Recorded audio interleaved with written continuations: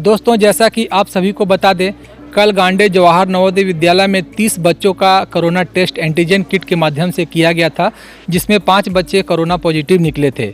उसके बाद तो मानो पूरे जिले की घंटी बज गई। हालांकि सभी को जेएनवी गेस्ट हाउस में क्वारंटीन कर दिया गया है। अब सवाल उठता है कि कैंपस के अंदर कोरोना कैसे पहुंचा। लगभग 550 बच्चे और 50 स्टाफ का कोरोना टेस्ट होना है, जो कि आप हमारे पीछे देख सकते हैं कि वर्तमान में सारे टेस्ट यहाँ पे चल रहे हैं। अभी 20 बच्चों का टेस्ट हुआ है, जिसमें कि लगभग 5 बच्चे फिर से वापस से पॉजिटिव निकले हैं।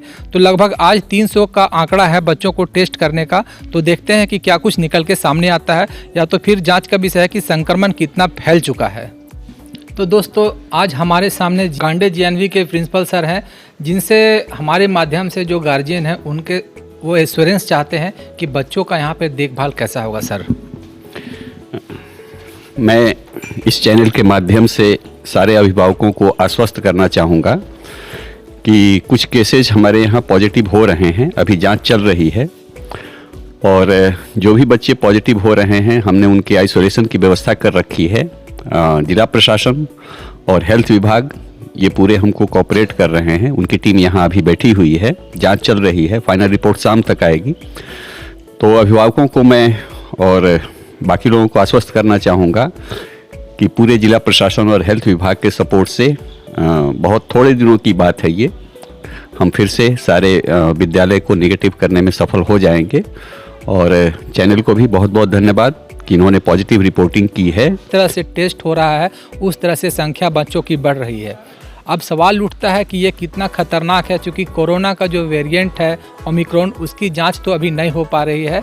क्योंकि एक कोरोना टेस्ट ही सामान्य टेस्ट जो एंटीजन किट के माध्यम से किया जा रहा है, वो टेस्ट निरंतर जारी है। या कह सकते हैं आप कि गांडे जवाहर नवोदय विद्यालय में कोरोना ब्लास्ट हुआ है।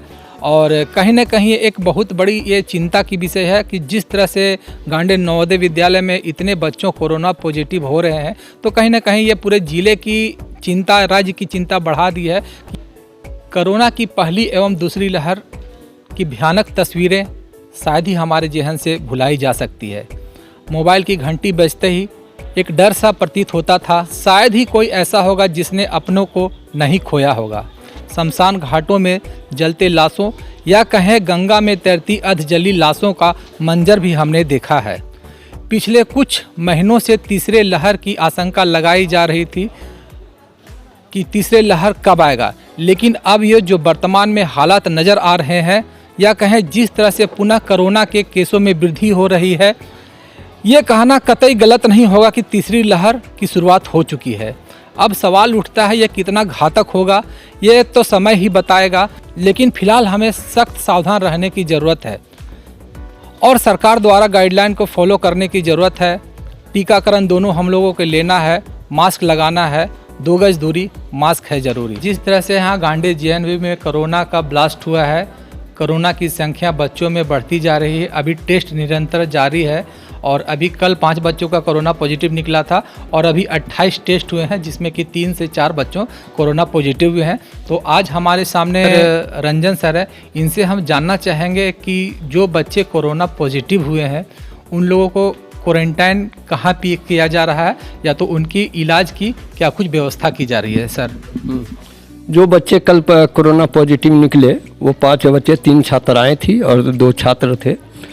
3 छात्राएं को अभी गेस्ट रूम में तत्काल रखा गया है। हमारे गेस्ट रूम में कम से कम 4-5 एकोमोडेशन है और एक जगह लड़के के लिए अलग से व्यवस्था की गई है।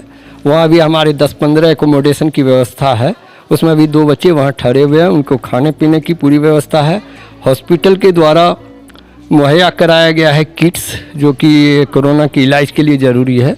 वो सारे उनको उपलब्ध डे बाई डे और शिफ्ट वाइज उनको कराया जा रहा है। उनके लिए और सारी व्यवस्थाएं भी की जा रही है। अभी और जो पॉजिटिव आने के जो संदेह आप व्यक्त कर रहे हैं, और है भी, जो हमारे जांच टीम बता रही है, उसके हिसाब से हमारे प्राचार्य महोदय भी इस व्यवस्था में निकले हुए हैं कि अधिक से अधिक छात्रों को हम आइसोलेट कर की व्यवस्था कर सकें। और ये सारी व्यवस्थाएं सुचारू रूप से चल रही है। बच्चे को खाने के लिए क्या चाहिए, गर्म पानी कब कब चाहिए, हल्दी दूध की व्यवस्था और सेब की फल की व्यवस्था, अंडा भी रेगुलर उनके लिए कर दिया गया है। मीनू किसके अतिरिक्त भी उन्हें अंडा मुहैया किया जा रहा है। ऐसे ही हमारे यहाँ 4 दिन के लगभग अंडे रहते हैं, वो सारे चीज़ उनको व्यवस्थित किया गया है, उन्हें किसी प्रकार की कष्ट होने नहीं दिया जाएगा। सर फॉलोअप में जैसे बच्चों का अगर संख्या बढ़ता है, बच्चों का संख्या चूँकि यहाँ पे लगभग जैसा कि आप लोगों ने बताया कि लगभग 550 बच्चे यहाँ पर हैं, तो सर बच्चों का अगर संख्या बढ़ता है तो क्या यहाँ पे आइसोलेशन सेंटर में आप स्कूल को तब्दील कर सकते हैं, या तो जो बच्चे पॉजिटिव होंगे और जो बच्चे निगेटिव होंगे, तो क्या कुछ प्लान है कि जो निगेटिव बच्चे हैं वो एक डिस्टेंस मेंटेन करके रह सकें? हाँ, जो निगेटिव बच्चे हैं उनको डिस्टेंस मेंटेन करने के लिए भी हम लोगों ने व्यवस्था किया है। मेस जो हमारी एक शिफ्ट में चलती थी अब 3 शिफ्ट में चल रही है, और वह गर्ल्स के लिए अलग, बॉयज़ के लिए जो दो शिफ्ट, एक शिफ्ट होती थी उसमें भी 2 शिफ्ट कर दिया गया है। यानी ब्रेकफास्ट, लंच, डिनर तीनों 3-3 शिफ्ट में लगभग 40-40 मिनट के इंटरवल पर दिया जा रहा है, जिससे कि कोई भी बच्चे का, और जो भी बच्चे बैठते हैं, हमारे एक लंबी बेंच होती है उस पर 2 ही बच्चे को हम लोग अलाउ कर रहे हैं एक बेंच पर बैठने के लिए, और इस तरह से उनका जितना डिस्टेंस पॉसिबल है इस 560 के स्ट्रेंथ में वो हम लोग मेंटेन कर रहे हैं और तब तक करते रहेंगे। अब रही बात जो आपने पूछा, अगर संख्या बढ़ती है तो उसके लिए क्या व्यवस्था है। हमारे विद्यालय में रहने के लिए 560 बच्चे का एकोमोडेशन की व्यवस्था है, और उसके आधार पर हम लोग के पास एकोमोडेशन की व्यवस्था है, हम लोग कर सकेंगे। अगर आवश्यकता पड़ेगी तो एकेडमिक ब्लॉक को, जहाँ के हमारे शिक्षण का कार्य होता है, उसको भी हम लोग इसके क्वारंटीन सेंटर बना करके उनको बच्चे को आइसोलेट करेंगे। ऐसे अभी हमें 20-25 बच्चे की व्यवस्था तक हम लोग बॉयज़ और गर्ल्स के लिए अलग अलग कर रहे हैं। हमारे प्राचार्य महोदय अभी फील्ड में घूम के कर रहे हैं। अभी सर जो बच्चे का जो कल पॉजिटिव निकला, तो सर बच्चों का अभी जो तबीयत है वो कैसा है? बच्चे कमज़ोर है, नॉर्मल है, या तो सर अभी बच्चे का क्या मतलब हाल चाल है? क्योंकि उनके तो गार्जियन भी होंगे, तो गार्जियन ने अभी फ़ोन किया हुआ, तो गार्जियन को क्या कुछ आप कहना चाहते हैं, या तो तमाम हमारे चैनल के माध्यम से देख रहे वैसे गार्जियन हैं जो कि अपने बच्चों को लेकर काफ़ी चिंतित हो गए, तो उसको अपने ओर से आप क्या एश्योरेंस देना चाहते हैं? हाँ, मैं आपके सारे सवाल का जवाब देता हूँ।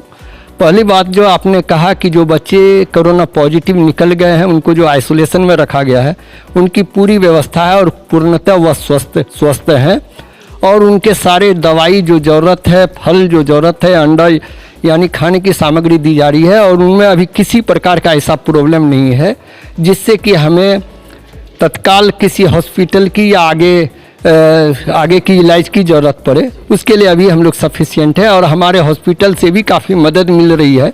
कल भी हॉस्पिटल की टीम आई थी और सारे बच्चे को उन्होंने देखा। हम लोग प्राचार्य, हमारे विद्यालय के सारे स्टाफ उस बच्चे के साथ लगे हुए हैं, उन्हें किसी प्रकार की परेशानी नहीं होने दी जाएगी। ये और यहाँ जितने भी गार्जियन हमारे हैं जो उस 5 बच्चे के, वो अभी आश्वस्त हैं हम लोगों के बिहेवियर से, वो संतुष्ट हैं कि उनके बच्चे को काफ़ी सेफ पूर्वक वहाँ रखा जा रहा है, उन्हें कोई परेशानी नहीं है। और जिनके बच्चे निगेटिव हैं उन्हें भी हम लोग अच्छे ढंग से रख रहे हैं जिससे वह पॉजिटिव ना हो, और ऐसे गार्जियन जो बाहर में हैं उन्हें चिंता करने की कहीं भी आवश्यकता नहीं है। जो बच्चे निगेटिव हैं, अगर उनको उनके गार्जियन अगर वापस से अपना घर ले जाना चाहते हैं तो सर क्या कुछ प्रावधान है?